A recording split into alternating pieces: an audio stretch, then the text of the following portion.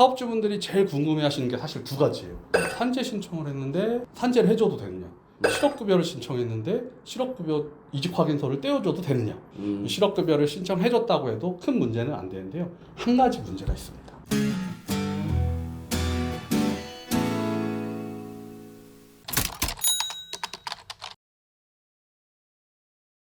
한 가지 문제가 있습니다. 부정적으로 실업급여를 수급하도록 공모하거나 협조한 경우에는 큰 문제가 발생합니다.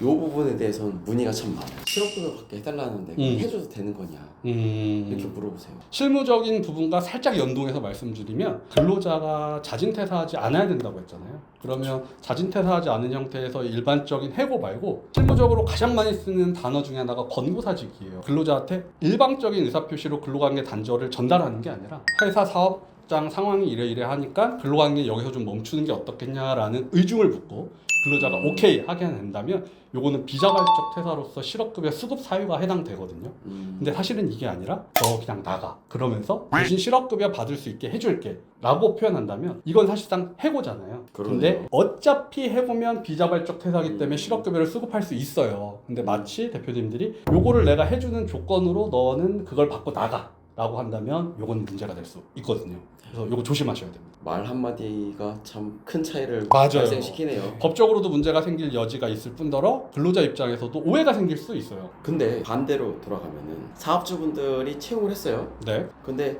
요 법에 허점을 하는 근로자가 일부러 잘리기 위해서 노력하는 경우도 있겠네요. 많죠. 그런 경우에는 받을 수 있는 거예요? 보통 흔히 말해서 실업급여 사냥꾼이라고 표현하거든요. 저희는 헌터예요. 그런데 사실 그거를 명백하게 그 사람의 마음속을 열어볼 수는 없잖아요.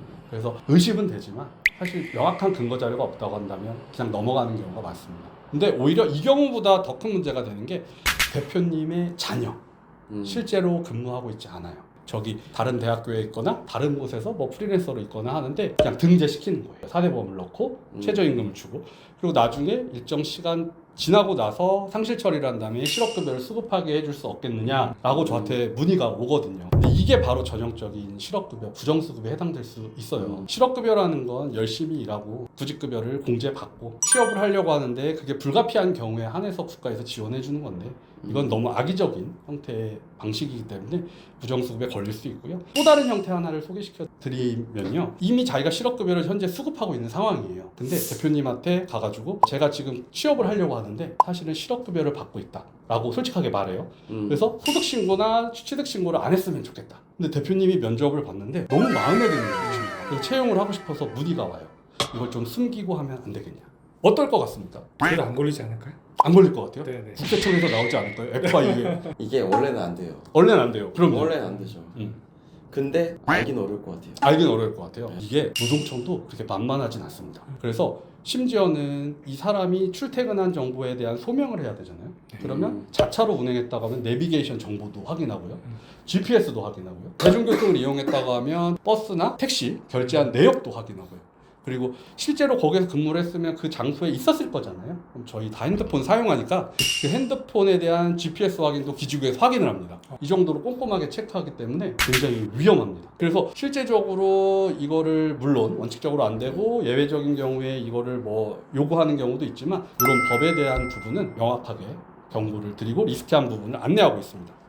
저도 생각이 그 성실하게 근로 제공하시고 네. 부득이하게 실업자가 되신 분들 맞습니다. 이런 분들한테만 지원을 해줘야 되니까 네. 그런 절차들은 당연할 것 같고요. 네. 또 한편으로는 노동부에서도 엄격하게 네. 그런 것들을 지켜야 될 것 같기도 하네요. 맞습니다. 네. 그리고 실무적으로 하나 더 말씀드리면 사실은 근로자인데 프리랜서로 소득신고를 하는 경우가 유독 특정 업종에서 많이 발생하는 경우가 있어요.